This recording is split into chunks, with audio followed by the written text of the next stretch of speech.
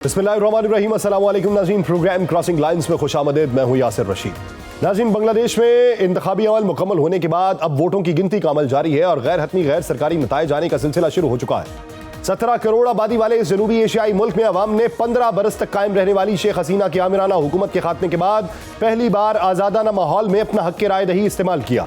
Election के लिए 3 लाख से जायद सिक्योरिटी एहलकार तैनात किए थे, जबकि 55,000 से जायद मकामी और 330 गैर मुल्की मुबस्सरीन ने इंतखाबी अमल का मुशाहिदा किया, जिनकी अक्सरियत ने इंतखाबी अमल पर इत्मीनान का इजहार किया है। इन इंतखाबात में 12 करोड़ 70 लाख वोटर्स में से 44% की उम्र 18 से 37 बरस के दरमियान थी। अगरचे माजी के तजर्बात के पेश नजर टर्न आउट के हवाले से खदशात मौजूद थे, लेकिन तज्जियाकार इन इंतखाबात को एक अहम जमहूरी मरहला करार दे रहे हैं और बेहतर टर्न आउट का दावा कर रहे हैं। माजी में बांग्लादेश में औसत वोटर टर्न आउट 53% रहा है, जबकि 2008 में होने वाले इंतखाबात में यह शरह 87% तक पहुंच गई थी, मगर बाद में बाइकॉट और धांधली के इल्जामात के बायस यह शरह मुसलसल गिरती रही।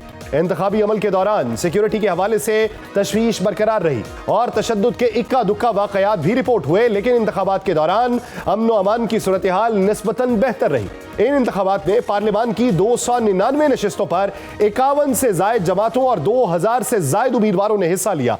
एक नशिस्त पर उम्मीदवार की वफात की वजह से इंतखाबात मुलतवी कर दिए गए। राय आमा के जायजों में बांग्लादेश नेशनलिस्ट पार्टी को जमात इस्लामी की क़यादत में कायम इत्तेहाद पर मामूली बरतरी हासिल होने के इम्कानात वाज़े किए गए। एग्जिट पोल्स के मुताबिक BNP की क़यादत में कायम इत्तेहाद को 44.1 और जमात इस्लामी की ज़ेर क़यादत 11 सियासी जमातों पर मुश्तमिल इत्तेहाद को 43.9% वोट मिल सकते हैं, जबकि अवामी लीग इंतखाबी अमल का हिस्सा नहीं है। नोबेल इनाम याफ्ता डॉक्टर मोहम्मद यूनुस की क़यादत में कायम उबूरी हुकूमत ने इन इंतखाबात को मुल्क में इस्लाही अमल का नुक्ताए आगाज करार दिया, क्योंकि इंतखाबात के साथ आईनी इस्लाहात के हवाले से रेफरेंडम भी किया जा रहा है। यूरोपीय यूनियन के मुबस्सरीन के मुताबिक ये वोटिंग 2026 का सबसे बड़ा जमहूरी अमल था। दूसरी जानिब भारत की सरहदी रियासतों खासतौर पर आसाम और मणिपुर में हालात मजीद कशीदा हो चुके हैं। आसाम में फरवरी के अवाइल में बीजेपी के सरकारी अकाउंट से जारी की गई एक वीडियो ने शदीद तनाजा पैदा किया, जिसमें वजीर आला हेमंत बिस्वा शर्मा को अलामती तौर पर मुसलमानों को निशाना बनाते हुए दिखाया गया, जिसे बंगाली नैयाद मुसलमानों के खिलाफ नफरत और तशद्दुद की अलामत करार दिया गया। मणिपुर में भी हालात कशीदा रहे और मुख्तलिफ कबाइल के दरमियान पुरतशद्दुद झड़पों के बाद कर्फ्यू नाफिज कर दिया गया।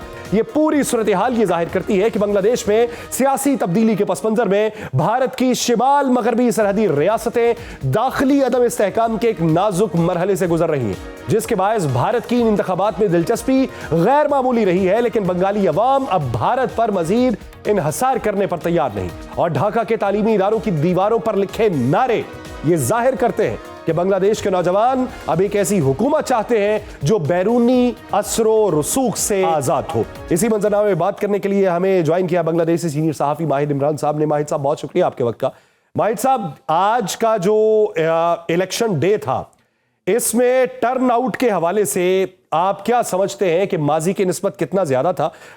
ये आपका जवाब देने से पहले मैं वेलकम कर लूँ एक्स एम्बेसडर जौहर सलीम साहब भी हमें ज्वाइन कर चुके हैं। जौहर साहब, मैं आपका भी मशकूर हूँ। जौहर साहब, मैं टेक ले लूँ जरा माहिद इमरान साहब की, फिर मैं आपकी तरफ आता हूँ। जी माहिद, बताइएगा टर्न आउट के हवाले से क्या इत्तलात रही? देखिए, जो बहुत ही एक अवेटेड इलेक्शन थे, जो हमारा पिछले इसके पहले जो 3 इलेक्शन हुई है वो इलेक्शन ही नहीं थे, वो एक रिग्ड क्या कहो प्री फिक्स अप एक इलेक्शन थे, जो आगे से ये सब फिक्स हो जाते थे, आगे से कॉम्प्रोमाइज और निगोशिएशन के ये पावर में आ रहा है और ये मिनिस्ट्री ले रहा है। सो इसी वक्त जो इलेक्शन हुई, सो हम ये बहुत एक अहम इवेंट थे बांग्लादेश की क्या कहूँ तारीख में। जो यहाँ इंथुसियाज्म थे, बहुत एक्साइटेडमेंट थे, और एक चीज भी थे, वो है खौफ।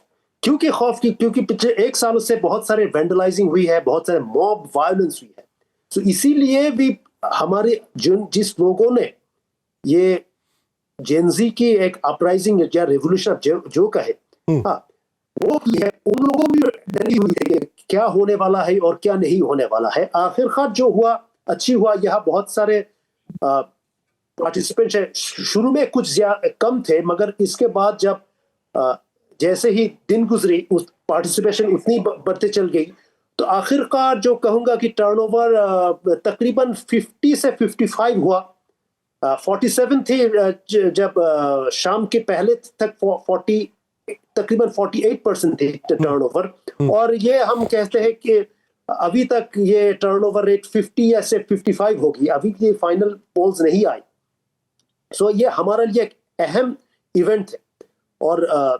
और एक चीज, यहाँ बहुत सारे लोग बेखौफ गई थी, पार्टिसिपेशन हुई है, मगर हसीना वाजिद की पार्टी वो यहाँ पार्टिसिपेट नहीं करवाई, मगर उसके जो वोट बैंक थी वो भी बांट गई दूसरे दो हिस्से में। एक जो माइनॉर हिस्से में वो जमात को वोट दी, क्योंकि जो बीएनपी लीडर्स थे, बीएनपी के लोग थे, वो बहुत टॉर्चर की, बहुत तोड़फोड़ की, उसके नाम भी चंदाबाजी की, इसीलिए उसका जो रेपुटेशन से वो बहुत गिर गई। मगर और इससे भी जो रेस्ट ऑफ देम थे वो हमारा एक बहुत बड़ा प्रॉब्लम है, हम टिपिकली और स्टीरियोटाइप सोचते हैं। अच्छा ठीक है, अवामी लीग नहीं है तो वोट बीएनपी पे डालो। जैसे मैं एक छोटा सा एग्जांपल दूं, दो मेजर पार्टीज जो इंडिया में है, या फिर कांग्रेस या बीजेपी, पाकिस्तान में ऐसे ही, या मुस्लिम लीग या पीपीपी, और इसके बाद आई है इमरान खान साहब की पार्टी, वो भी बहुत अच्छी की, मगर इनमें जाके क्या हुआ तो हम सब लोग जानते हैं। सो ऐसे ही हमारा सोच स्टीरियो है कि हम एक फिक्स माइंड फ्रेम में सोचते हैं कि या फिर अच्छा ठीक है, या फिर बीएनपी को वोट डालो या फिर अवामी लीग। अच्छा ठीक है, अगर अवामी लीग नहीं है तो बीएनपी पे वोट डालो, बीएनपी नहीं है तो अवामी लीग पर वोट डालो। यानी तीसरे ऑप्शन के ऊपर जाना जो है वो गवारा नहीं है, एक टिपिकल सोच है, स्टीरियोटाइप। नहीं, इसके बारे में ज्यादा सा क्या कहूं, 90% लोग इसके बारे में अवेयर नहीं है। Repeat the term. चले मैं माहिद आपकी तरफ वापस आता हूं। जौहर सलीम साहब हमारे साथ मौजूद है। जौहर साहब, सर जिस तरीके से माहिद इमरान ये बता रहे हैं कि टर्न आउट जो है वो आखिरी जो एग्जिट पोल थे उनके मुताबिक तो 47 था, फिर 50 प्लस हुआ और अब 55 के करीब बताया जाता है। अब आप ये देखिए कि अवामी लीग इसके अंदर मौजूद नहीं है, और माजी का अगर टर्न आउट देखा जाए तो वो भी इसी के करीब था, एक बार 87 के ऊपर सिर्फ गया। तो अब इस टर्न आउट के हवाले से आप इस इलेक्शन को किस नजर से देखते हैं कि जहां पे सिर्फ तोड़ फोड़ के भी इक्का दुक्का वाकयात पेश आया, उसके अलावा बड़ा पुरअमन माहौल के अंदर ये इलेक्शन हुआ? जी, असल में टर्न आउट का ये खदशा थोड़ा सा मौजूद था, इसलिए नहीं कि अवामी लीग नहीं है इसमें और कोई वो सॉफ्ट बॉयकॉट कर रहे हैं, बल्कि ज्यादा इस वजह से कि वहां पे ये इस वक्त जो ये इलेक्शंस के साथ साथ वो रेफरेंडम जिसका आपने जिक्र भी किया वो भी हो रहा है। तो उसमें उन्होंने एक ड्रिल की थी पहले, जिससे ये पता चला कि क्योंकि वो एक हर शख्स को 2 वोट देने हैं, हर जो भी वोटर है, तो उसमें टाइम बहुत ज्यादा लग रहा है। तो उन्होंने देखा था कि उसमें वक्त बहुत ज्यादा लग रहा था जो वोट कास्ट करने में सबको, तो उसकी वजह से ये खदशा था कि ये टर्न आउट लो हो जाएगा, बिकॉज वो जो है ना, क्योंकि 2 वोट देने हैं रादर देन एक की बजाय 2 इलेक्शंस हैं एक किस्म के एक ही दिन में, तो उस वजह से अच्छा लोअर टर्न आउट का ये अंदाजा पहले लगाया गया था कि अगर टर्न आउट लोअर होता है 60% से या 65% से भी, खसूसन अगर 65% से कम होता है, तो उसका फायदा फिर ये जमात इस्लामी वाला जो अलायंस है, जिसमें फिर ये एनसीपी भी शामिल है, वो जो जेनजी वालों की पार्टी है, यंगस्टर्स की, ऑल्दो कि उनकी ओपिनियन पोल्स में तो सिर्फ कोई 4-5% के करीब ही उनकी रेटिंग है, लेकिन ओवरऑल जो जमात इस्लामी का अलायंस है उसकी रेटिंग, जिस तरह आपने कहा, वो पोल्स में बिल्कुल करीब हैं। वो बहुत ही कम फर्क है दोनों जो अलायंसेस हैं, जो 9 पार्टी अलायंस है पीएनपी का और जो 11 पार्टी अलायंस है जमात इस्लामी का।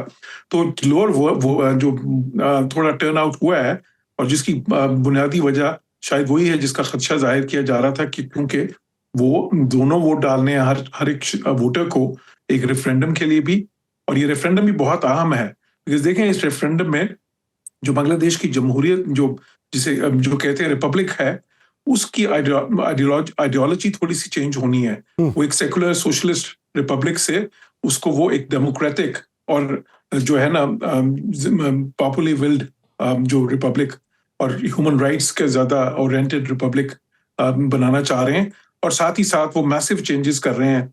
मिसाल के तौर पे ये जो पार्लियामेंट है इनकी यूनिकैमरल है, उसको बायकैमरल कर रहे हैं, यानी कि 2 ईवान होंगे एक ईवान की बजाय।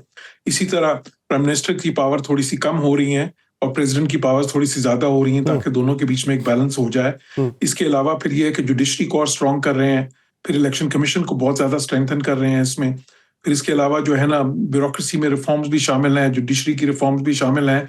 तो ये जो है तो वो भी बहुत आम जो है मरहला है, और इसी वजह से ये इलेक्शन जो हैं ये शायद इनकी तारीख के सबसे कॉन्सिक्वेंशियल या सबसे अहम इलेक्शंस हैं। तो लेकिन ये टर्न आउट उसकी वजह से कम हुआ है, और उस कम टर्न आउट का फायदा जमात इस्लामी को होगा। ये पहले भी कहा जा रहा था, सही। तो वो इस चीज का इम्कान है कि इसका फायदा, क्योंकि जमात इस्लामी के जो अलायंस है उनके वोटर्स जो हैं वो जरा ज्यादा कमिटेड होते हैं, क्योंकि उनको बहुत ज्यादा यानी मुनज़्ज़म कम भी हैं। टर्न आउट का फायदा जमात इस्लामी को हो रहा है, और दूसरी तरीके से जिस तरीके से वो बहुत सारी चेंजेस लाना चाह रहे हैं, तो वो एक पॉजिटिव साइन दिखाई देता है। माहिद की बताइएगा कि बुनियादी तौर पे बीएनपी और जमात इस्लामी का जो इत्तेहाद था, इसमें कोई एक विजन, कोई एक नैरेटिव जो दोनों तरफ मुख्तलिफ हो, कोई एक नारा या कोई एक स्लोगन जिसने जमात इस्लामी को पॉपुलर किया या बीएनपी के लिए वो रीढ़ की हड्डी साबित हुआ? Let me tell you, BNP का बहुत अच्छे से पॉपुलर थे। उन्होंने जो हमारा ऑनरेबल रिस्पेक्टेड तारिक रहमान साहब आए हैं, उन लोगों के एक चीज कहा जो एक हिस्टोरिकल इवेंट से ये रिपीटिशन है, वो है उन्होंने कहा I have a plan, just like saying Martin Luther king ने कहा आई हैव अ ड्रीम। उसी तरह उन्होंने कहा प्लान है, ये प्लान है, वो प्लान है, ठीक है।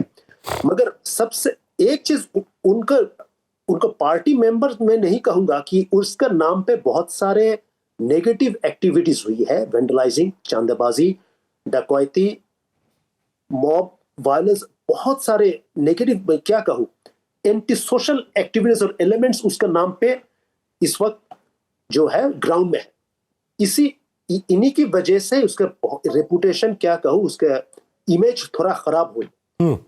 मगर यहाँ इस वक्त जमात के एजेंडा क्या है? इनको एक स्लोगन थे कि हम अगर पावर में आ जाए, हम क्या करेंगे, हम इंसाफ करेंगे। अब ये टर्म ये इंसाफ कहा, ना बांग्ला ना अंग्रेजी, जो उर्दू या फारसी है इंसाफ, वो इंसाफ ही क्या कहा। सो देखिए, इन लोगों ने बहुत strategically, tactfully, step by step गई, हर घर में गई, हर इसके मेरे पास भी आई है और मेरे रिश्तेदार भी है इन पार्टी के साथ जुड़े हुए हैं। मैं एक चीज कहूंगा कि ये इनका स्ट्रेटेजी थे स्लो एंड स्टीडी। तो लोगों के पास जाओ, उसको हमदर्दी जीतो, और हाँ, मैं इसको नेगेटिव नहीं दूंगा। सो ये उसका बहुत ही अहम एक स्ट्रेटेजी है।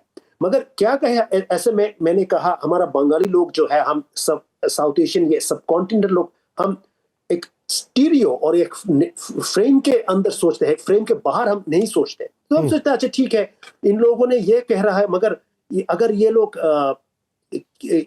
को हम पहचानते रहे। हाँ, और एक चीज, जो मोडास ऑपरेंडी और जमात इस्लामी या छात्र शिविर, इसका जो स्टूडेंट विंग है, इसका जो रिक्रूटमेंट है, ये थोड़ा ईरानियन रेवोल्यूशन के स्टूडेंट विंग या फिर सोवियत और चाइनीज स्टूडेंट विंग के साथ बहुत मिलते जुलते हैं। अच्छा।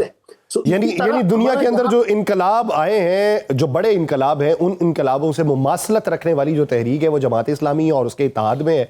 दूसरी तरफ बीएनपी के बहुत से क्वेश्चन मार्क मौजूद हैं, जो उसकी साख के ऊपर भी सवाल उठाते हैं, तारिक रहमान की। जौहर सलीम साहब से एक ब्रेक के बाद इसका हवाल जानेंगे, एक ब्रेक लेंगे। हमारे साथ माहिद इमरान और जौहर सलीम मौजूद हैं। नाज़रीन, कहीं नहीं जाएगा, ब्रेक के बाद वापस आगे इसी बात को यहीं से कंटिन्यू करें। ब्रेक के बाद खुशामदीद नाज़रीन। ब्रेक से पहले जिन उमूर के ऊपर गुफ्तगू हो रही थी कि दो जो फरीक हैं इस वक्त बांग्लादेश के इलेक्शन में, उनमें बुनियादी तौर पर मुख्तलिफ चीज़ें क्या मौजूद हैं उनके नारों में या उनके स्लोगन के अंदर, तो माहिद ने जिस तरीके से ब्रेक से पहले ये बताया कि दोनों में बुनियादी तौर पे फ़र्क क्या है, इसी बारे में जौहर सलीम साहब से बात करते हैं। जौहर सलीम साहब, एक का ये कहना क्या है वह प्लान, और दूसरे का ये कहना कि इंसाफ होगा।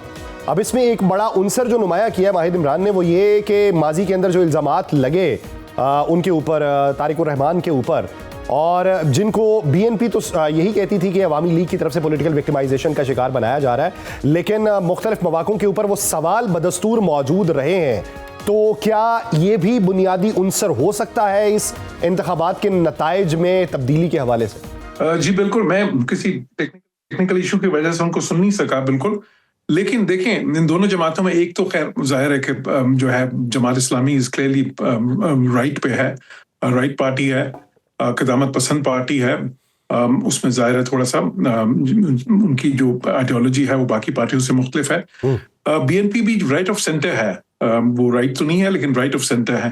और ये हसीना वाजिद की ऑफ कोर्स अवामी लीग जो है जो इलेक्शंस में नहीं है वो लेफ्ट ऑफ सेंटर पार्टी थी। तो इनके मंशूर में भी जाहिर है बहुत ज्यादा फर्क है। देखिए जो इशू है इस इलेक्शंस में 4-5 इशू है मेन। एक इशू तो ये है ये जो है ना वही डायनेस्टिक जो पॉलिटिक्स है बांग्लादेश में, क्योंकि वहां पे 40 जैसे भी ज्यादा साल से वो दो खानदानों के बीच में सारा मुकाबला हो रहा था, खालिदा जिया और हसीना वाजिद, जो कि शेख मुजीबुर रहमान का एक तरफ और जनरल जियाउल हक की जो है वारिसान दूसरी तरफ। तो उससे भी काफी ज्यादा जाहिर है अवाम का एक हिस्सा उससे बाहर निकलना चाह रहा है। फिर करप्शन वहां पे बहुत बड़ा इशू है, क्योंकि करप्शन के बहुत सारे इल्जामात जो हैं वो लगते रहे हैं। अवामी लीग पे तो बहुत ही ज्यादा लगे पिछले दौर में, उससे पहले कुछ पीएनपी पे भी और तारिकुर रहमान पे आपने सही कहा उन पे भी थे। तो वो भी बहुत बड़ा इशू है। खसूसन ये जो जेन जी है, यंगस्टर्स जो हैं वो चाहते हैं कि बिल्कुल एक क्लीन जो है ना करप्शन से पाक जो है गवर्नेंस हो वहां पे।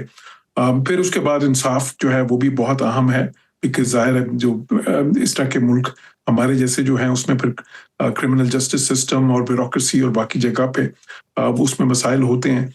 फिर अनएम्प्लॉयमेंट बहुत बड़ा इशू है वहां पे। देखें कि जो 40% आबादी है वो 30 साल से कम उम्र की है बांग्लादेश की, और उनमें नौकरियां उस तरह से नहीं मिल रही जितनी ज्यादा तादाद वो फारुगुल तहसील होती है दरसगाहों से हर साल।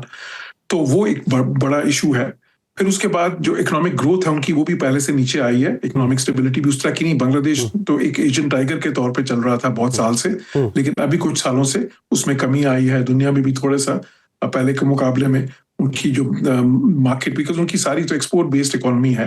टेक्सटाइल में दुनिया के बड़े प्लेयर्स में आते हैं। पाकिस्तान को बहुत साल पहले से वो पाकिस्तान को सरपास कर चुके हैं अपनी टेक्सटाइल एक्सपोर्ट्स में। ऑलमोस्ट पाकिस्तान से डबल उनकी टेक्सटाइल एक्सपोर्ट्स हैं। ठीक है। तो वो भी है बिल्कुल। इकोनॉमिक डेवलपमेंट, इकोनॉमिक ग्रोथ भी उसमें है। अच्छा, अब इसमें देखें दूसरी तरफ जो है जमात इस्लामी से कुछ जो वहां पे तबकात हैं उनके कुछ खदशात भी हैं, क्योंकि जो है ना माजी में जो है जमात इस्लामी को थोड़ा सा वहां पे कुछ तबकात में थोड़ा सा शक की निगाह से भी देखा जाता था। तो फिर वहां पे देखें एक जो हिंदू अकलियत है, हालांकि इस बार इंटरेस्टिंग चीज ये है कि ये सर्वेज में ये चीज आई है कि 30% जो अवामी लीग के वोटर्स थे वो इस वक्त जमात इस्लामी को सपोर्ट करेंगे इस इलेक्शंस में पोल्स के मुताबिक, और 40% से ज्यादा जो है वो बीएनपी को करेंगे। तो वो वोटर्स भी स्प्लिट हैं, ये नहीं कि सारे वो जमात इस्लामी के खिलाफ के हैं। तो ये एक इस वक्त जो है एक जो ये इलेक्शंस हैं ये बहुत ही ज्यादा अहम इसलिए है कि एक तरफ तो थोड़ी सी आइडियोलॉजिकल भी इसमें डिवाइड है इन इलेक्शंस में, जो पहले के इलेक्शंस में इतनी ज्यादा नहीं होती थी। पीएनपी में पहले में तो यकतरफा मामलात थे, एक तरफ लेफ्टिस्ट थे, एक तरफ मोतदिल समझे जाते थे। अब एक मोतदिल है और दूसरी तरफ कदामत पसंद है। मैं माहिद का इसके ऊपर मौक़िफ़ ले लूँ। माहिद ये बताइएगा कि अब तक की इत्तलात क्या है, कोई नताइज आना शुरू हुए, मालूम पड़ा कि कहीं से किसी की कोई लीड हो रही है? देखिए कुछ जो कहूंगा कि कुछ लीड आ रहा है। So news agency, news polls या फिर कुछ प्राइवेट जो ऑब्जर्वर्स है वो कह रहा है। पर सब अगर हम समाप्त करें तो इसी वक्त अभी भी बीएनपी लीडिंग पोजीशन में है। अभी खबर मिली है सुनामगंज जो सिलेट के है, जो असम और बांग्लादेश के बगल एक छोटा डिस्ट्रिक्ट है, वहां एक एमिनेंट जमात इस्लामी से एक लॉयर थे, उसका नाम है शिशिर मुनीर। मुनीर साहब ने कहा उन्हें नासिरुद्दीन चौधरी को कांग्रेचुलेट की उनके जीतने के लिए। 2-4 अगर कंप्लीट होने तक मुझे लगता है कल दोपहर तक वो कंप्लीट हो जाएगा, मगर अभी भी हम फाइनलाइज कुछ नहीं कह सकते। अभी भी जमात इस्लामी की स्ट्रेंथ है, हम उसे भी इग्नोर नहीं कर सकते, हम अंडरस्टिमेट भी नहीं कर सकते। मगर अब ओवरऑल सोचे तो हमारा जो टिपिकल सोच है तो लोग बीएनपी के वोट करेंगे। अच्छा माहिद, एक चीज बताइए, टिपिकल सोच या स्टीरियोटाइप की सोच इसको एक तरफ रखें, आप ये समझते हैं कि उस सोच में इतनी स्पेस है कि इसका जो इलेक्शन का नतीजा रहेगा वो उसको कबूल करेंगे? देखिए, अगर हम सोचे जो इलेक्शन के बाद जो होगा, तो इन लोगों ने आपका जब हमारा साथ जो ऑनरेबल गेस्ट है उन लोगों ने बहुत अच्छे तरह की कहा कि इलेक्शन में जो जीतेगा उसके लिए इसको आफ्टरमैथ जो होगा वो सबसे बड़ा चैलेंज है। ये मतलब ये नहीं कि इलेक्शन जीत गए तो हाँ हम 1 महीने तक हम मौज मनाए या क्या कहूँ जश्न मनाए, ये नहीं, मगर इसके बाद सबसे बड़ा चैलेंज आएगा कि पॉलिटिकल स्टेबिलिटी। जैसे कहा आज के दिन तक तो 75 टर्निंग रेट तो 75% या इसके भी ज्यादा होना चाहिए, तो इतनी कम क्यों है? क्योंकि बहुत सारे लोगों के अंदर अभी भी डर बैठा है कि अगर क्या होगा। अगर देखिए जो स्टेप्स पिछले 1 या 2 हफ्ते में किया, ये स्टेप क्यों पिछले कई महीने में क्यों लॉ एनफोर्समेंट, क्यों एजेंसीज ने नहीं ली? ये एक बात है। दूसरी तरफ जितनी सारे वायलेंस हुई है, जितनी सारे मर्डर्स हुई है, जितनी सारे माइनॉरिटीज के ऊपर, even lots of several Jamaat Islamis have been leaders just been killed, एक ही वजह है क्योंकि जमात के लिए बात करते हैं। सो ये टॉलरेंस से ये हमें सीखना चाहिए। यानी बर्दाश्त जो है वो सीखने की जरूरत है। बर्दाश्त के बगैर जो है वो मामलात बेहतर नहीं होंगे। इसके जो भी नताइज रहे हैं उससे बेहतरी का मंजरनामा वज़ा होना चाहिए। जौहर सलीम साहब, मेरा सर एक सादा सा सवाल ये कि एक तरफ जेनजी है जो उस इत्तेहाद का हिस्सा है, जिस इत्तेहाद के बारे में ये एक नेक टू नेक पोजीशन के अंदर है। फ़र्ज़ कर लें, मैं मफरूज़े के ऊपर सवाल कर रहा हूँ, अब जो सिचुएशन निकलती है वो तो एक अलहदा से है कि अगर जेनजी बरसरे इक़्तिदार नहीं आती, उनकी नुमाइंदा जमातें नहीं आती या जिनको वोट कर रहे हैं वो नहीं आते, तो क्या नताइज तस्लीम करते हुए का मंजरनामा देख रहे हैं या फिर आप देख रहे हैं कि कोई केओस जो है वो हो सकता है? जी, इसमें जो जेनजी की पार्टी है एनसीपी जो है, जो वो उन लोगों ने बनाई, नाहिद इस्लाम जिन्होंने वो मूवमेंट के लीडर्स थे में से थे, उनका शुमार होता है, और वो उन्होंने बनाई है, लेकिन काफी सारे लोग उनके साथ नहीं भी आए उस मूवमेंट के लोग। अब एनसीपी जो है वो तो ओपिनियन पोल्स में सिर्फ कुछ 3-4-5% तक पोल कर रही थी, और वो सिर्फ 30 सीटों पे कंटेस्ट कर रहे हैं। तो अराउंड 300 में से देखें सिर्फ 30 सीटों पे, तो उसमें से भी इम्कान ये है कि मे बी वो मुख्तलिफ अंदाजे हैं, लेकिन 5 से 10 सीटें जीत सकते हैं। तो उससे वो खैर एक चले पार्लियामेंट में आएंगे, एक बैलेंसिंग फैक्टर थोड़ा होगा। लेकिन देखें इसमें कोई जेनजी की उस तरह की पार्टी नहीं है जो उनकी रिप्रेजेंटेटिव पार्टी हो, क्योंकि वो भी एक अलायंस में आए हैं, वो भी जमात इस्लामी के साथ। पहले उन्होंने कोशिश की थी बीएनपी के साथ मिले, लेकिन बीएनपी सीट एडजस्टमेंट में उनको बहुत कम सीट्स ऑफर कर रही थी, तो इसलिए फिर वो जमात इस्लामी के साथ आए। तो इसलिए इस इलेक्शंस में जेनजी उस तरह से फरीक नहीं है। जो दोनों ही बड़े अलायंसेस हैं उसमें एक में चले उनकी प्रेजेंस है, लेकिन वो प्रेजेंस भी कोई बहुत नुमाया नहीं है। तो अब मेरा ख्याल है कि जो अहम चीज होगी वो ये होगी कि जो भी जीता है वो जो वादे हैं या जो मसाइल जो जिनकी तरफ मैंने इशारा किया, क्या उनके ऊपर वो डिलीवर कर सकते हैं। असल चीज ये होगी, क्योंकि और उनके लिए चैलेंज होगा बहुत बड़ा, क्योंकि देखें वो जो सब्र का पैमाना होता है वो इतना ज्यादा नहीं होता है इस तरह के मौकों पे। तो इसलिए उनको बहुत ही जल्दी कुछ जो भी जीता है उसको करके दिखाना होगा। वो जो इश्यूज हैं, यानी बहुत जल्द ही किसी न किसी समत की तरफ गामजन होना होगा, अमली इकदाम उठाना होंगे।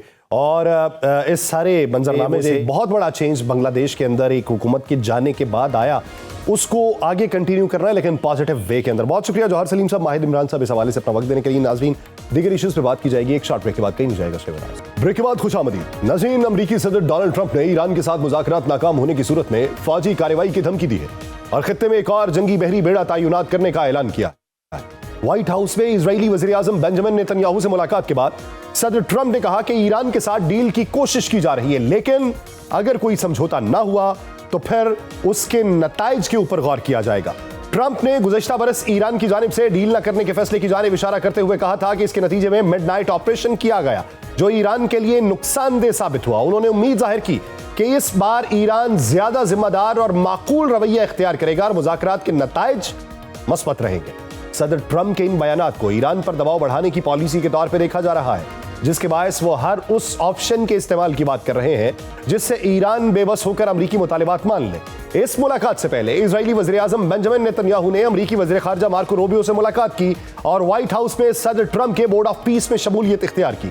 नेतन्याहू ने वाशिंगटन में ट्रंप के खुसूसी नुमाइंदे स्टीव विटकॉफ और ट्रंप के दामाद जेरेड कुशनर से भी मुलाकात की, जिसमें ओमान में गुज़श्ता जुमे ईरान और अमरीका के दरमियान होने वाले मुज़ाकरात के पहले दौर की रिपोर्ट पेश की गई। मुलाकात में खित्ते की मजमूई सूरत हाल, ईरान के जौहरी प्रोग्राम और उसके दिफाई इक़दामात पर बातचीत हुई। ईरानी सदर मसूद पेज़ेश्कियान ने कहा कि ईरान जौहरी हथियार हासिल नहीं करना चाहता और उसकी तस्दीक के लिए भी तैयार है, लेकिन उन्होंने वाज़ेह किया कि यूरोप और अमेरिका की जानिब से पैदा की गई बदएतमादी की फजा के बायस मुज़ाकरात के मुअस्सर साबित होने के इम्कानात महदूद हैं। ईरानी सदर ने कहा कि ईरान पड़ोसी ममालिक के साथ बातचीत कर रहा है ताकि खित्ते में अमन कायम रहे। उन्होंने इस हवाले से ताउन करने पर पाकिस्तान समेत खित्ते के दीगर ममालिक का शुक्रिया भी अदा किया।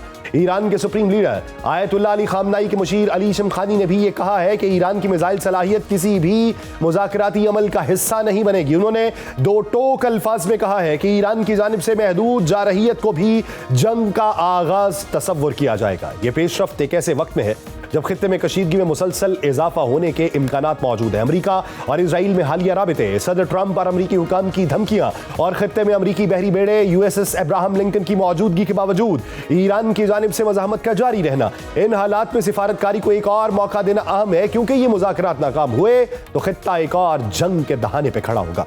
इसी मंजरनामे में हमें सीनियर सहाफ़ी वाशिंगटन अमेरिका से ज्वाइन कर चुके हैं कौकब फरचौरी साहब। कौकब साहब, बहुत शुक्रिया आपके वक्त का। और ईरान से सीनियर सहाफ़ी मुर्तज़ा नकवी साहब हमारे साथ मौजूद है। मुर्तज़ा साहब, मैं आपका भी मशकूर हूँ। कौकब साहब, सबसे पहले आपकी तरफ आता हूँ। आप क्या समझते हैं कि अगर सदर ट्रंप की ईरान के साथ मुज़ाकरात नाकाम होने की सूरत में फौजी कार्रवाई की धमकी जो है उसको ईरान पॉजिटिव नहीं लेता तो फिर उसका नतीजा क्या निकलेगा? जी, बहुत बहुत शुक्रिया। देखिए, जो इस वक्त जो प्रेसिडेंट ट्रंप का जो अनाउंसमेंट है जो उन्होंने अपने ट्रूथ सोशल मीडिया पे पोस्ट किया है, उससे उमूमी तौर पर एक मुस्बत पेशरफ्त के तौर पे देखा जा रहा है, क्योंकि उन्होंने उसमें से हेडलाइन जो निकल के आई है वो ये निकल के आई है कि हम पहले मज़ाकरात को चांस देना चाहते हैं। जबकि आप ये जानते हैं कि और ईरान, जाहिर है कि ये रिपोर्टिंग पहले होती रही है और ईरान की तरफ से इल्ज़ाम भी आयद किया जाता है कि इजराइल ये चाहता है कि अमेरिका ईरान के साथ जंग करे, ईरान पे हमला करे।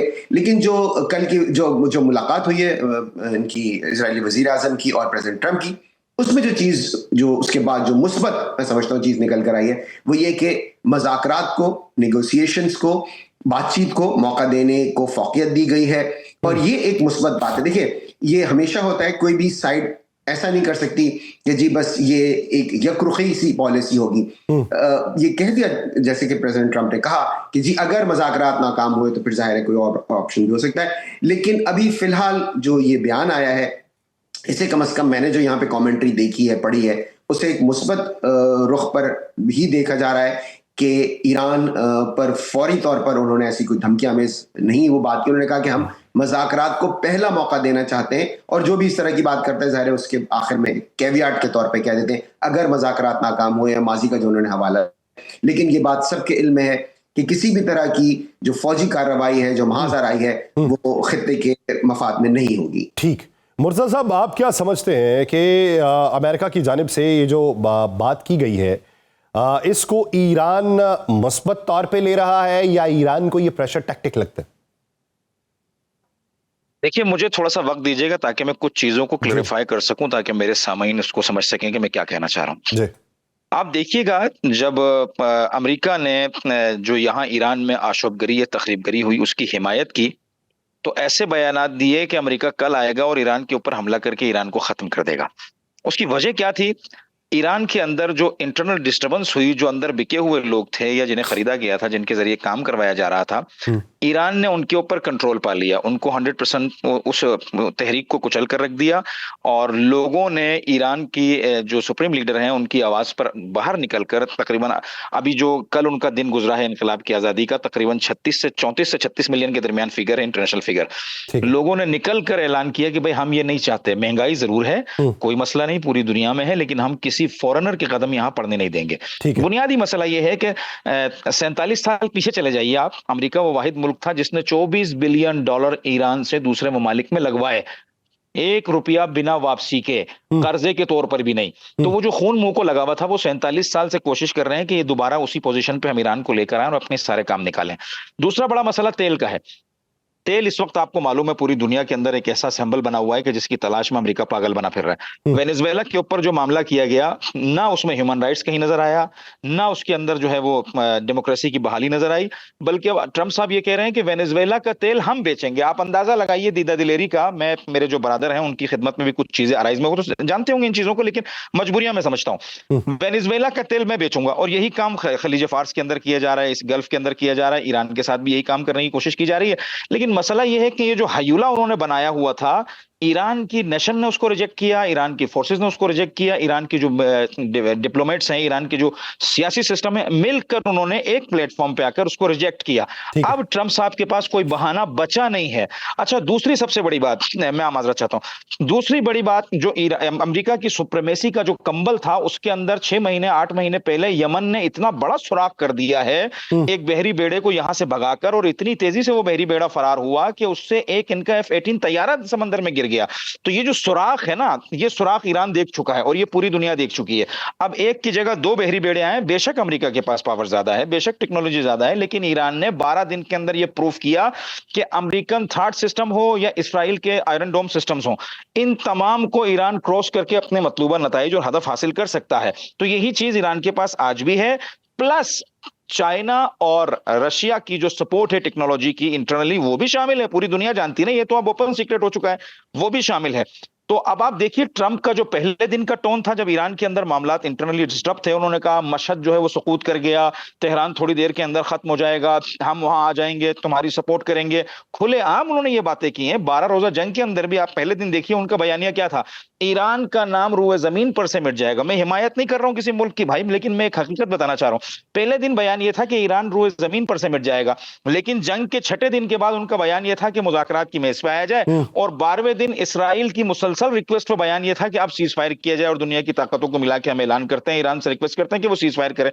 तो ये जो एक हायुला क्रिएट किया गया है, जो एक फिनोमिना क्रिएट किया गया है, इसके मतलूबा नताइज निकल नहीं रहे हैं। ये ईरान से चाह रहे थे कि वो ईरान खित्ते में जो मुकाविमती रेजिस्टेंस मूवमेंट्स हैं उनकी मदद बंद करे।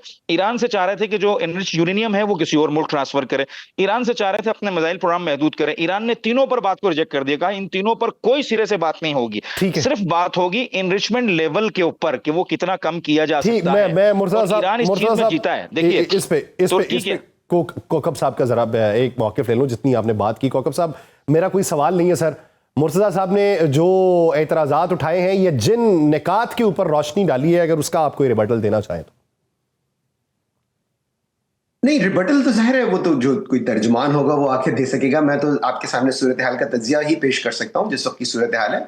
और जैसा कि आपने बात शुरू की थी प्रेसिडेंट ट्रंप के मौजूदा बयान की और इजरायली वजीर आजम से उनकी मुलाकात के बाद, तो उस पर जो उन्होंने बयान दिया है वो जाहिर है वो आपके सामने है। उस पर आपने मुझसे तज्जिया मैंने आपको आपकी खिदमत में पेश कर दिया कि यहाँ पर वॉशिंगटन में उसको इस लिहाज से मुस्बत तौर पर देखा जा रहा है। कोकब साहब, ये बताइए सर, ये बताइए कि क्या मिसाइल जो टेक्नोलॉजी है उसके ऊपर बातचीत होगी या इनरिचमेंट के ऊपर ही सिर्फ बात होगी? क्योंकि एक तरफ बात यह है कि जो बैलिस्टिक मिसाइल की टेक्नोलॉजी है उसका भी खात्मा होना चाहिए, महदूद होना चाहिए, रेंज को महदूद करना चाहिए। दूसरी तरफ यह है कि इनरिचमेंट को कम करना चाहिए, और एक सोच यह है कि बिल्कुल ही इनरिचमेंट का खात्मा कर देना चाहिए। अब ईरान तो सिर्फ इस बात पे है कि हम लिमिट कम कर सकते हैं, मुकम्मल खात्मा नहीं कर सकते। अब क्या कहेंगे? देखिए, दोनों साइड जब बात शुरू करती हैं तो वो अपनी अपनी एक्सट्रीम पोजीशन से बात शुरू करती हैं।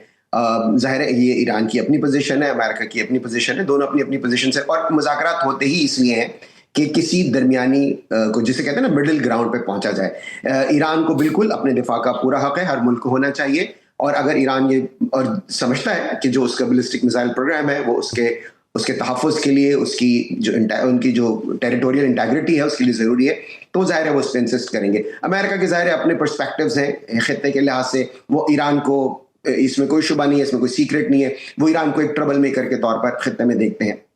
लेकिन ईरान अपनी जो सिक्योरिटी पॉलिसी है वो उस वजह से तरतीब नहीं देगा। कोई भी मुल्क, ईरान की अगर हम बात ना भी करें, हम किसी और मुल्क को भी ले लें, तो वो उस वजह से करेगा कि उसके मफाद में क्या है, उसके अपनी जो नेशनल सिक्योरिटी है उसके मफाद में क्या है। और जिन मुल्कों ने अपनी नेशनल सिक्योरिटी के मफादात पर सौदा किया, बैरूनी आवाज़ों को सुना, उनके आगे घुटने टेके, सर तस्लीम खम किया, उन्हें उसका फिर खमियाजा भी भुगतना पड़ा, उन्हें इसकी मकाफात चुकानी पड़ी। ईरान ने अभी तक अपने आप को जिस तरह से जो उसका कंडक्ट रहा है अपनी सिक्योरिटी के लिहाज से, जाहिर इसमें कोई शुबा नहीं है कि उसका मुकाबला इतनी बड़ी बड़ी ताकतों से रहा, इतनी ज़्यादा सैंक्शंस हैं, उसके बावजूद भी अगर उसने अपना, जैसे कहते हैं ना, होल्डिंग देयर ओन या होल्डिंग देयर ग्राउंड, तो वो ईरान ने उसका अमली तौर पर मुजाहिरा किया है।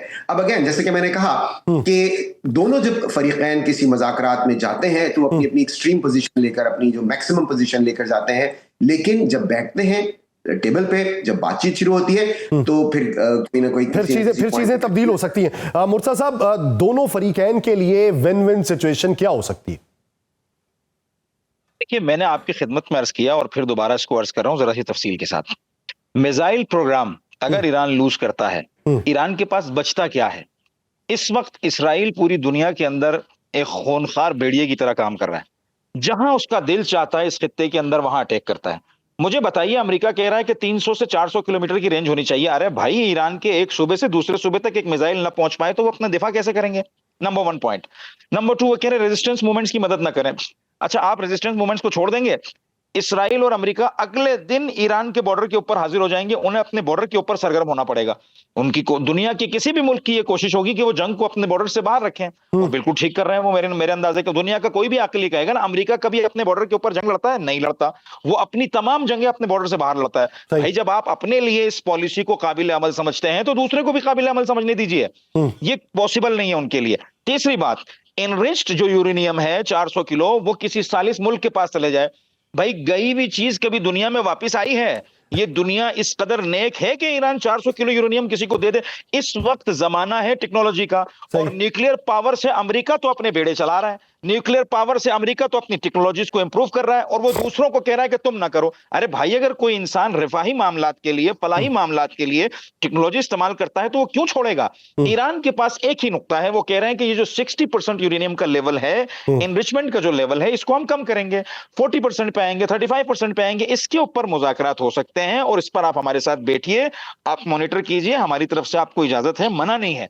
देखिए हम इसको कहां यूज कर रहे हैं। इस एक नुक्ते के ऊपर हमारी बातचीत होगी। और मैं पिछले दिनों एक बयान सुन रहा था, पिछली हुकूमतों में ईरान का मौकिफ फिर भी नरम था। अमेरिका अपनी जगह, ईरान अपनी जगह था। ये दोनों टेबल पर आकर बात करते थे। ईरान कहता था कि हम हो सकता है एनरिचमेंट लेवल को 0 तक लेके आ जाएं, लेकिन आप हमारी कुछ जो सैंक्शंस हैं कुछ उनको कम कीजिए। ये मैं नहीं कह रहा हूं, ये एक अमेरिकन जरीदे के मुदीर कह रहे हैं ये बात, और कह रहे हैं कि अब ईरान का लेवल ये हो गया जब अमेरिका वहां गया और उनके सर पर खड़े होकर उन्होंने थ्रेट दिया। लेकिन उसके बाद दीदा दलीरी इतनी हुई है कि अब वो पोजीशन उसकी ये है कि वो एनरिचमेंट के लेवल को 0 के ऊपर नहीं लेके आएंगे। अब बातचीत अगर होगी तो उसमें हमारी भी टर्म्स एंड कंडीशंस मौजूद होंगी। बहुत शुक्रिया मुर्तज़ा नगरी साहब, गौकब शौरी साहब, इस हवाले से अपना वक्त देने के लिए। नाज़रीन, प्रोग्राम का वक्त खत्म हुआ चाहता है, मुझे दीजिए इजाजत। आपसे मुलाकात होगी पीर के रोज। अपना बहुत सा ख्याल रखिएगा। अल्लाह के बाद।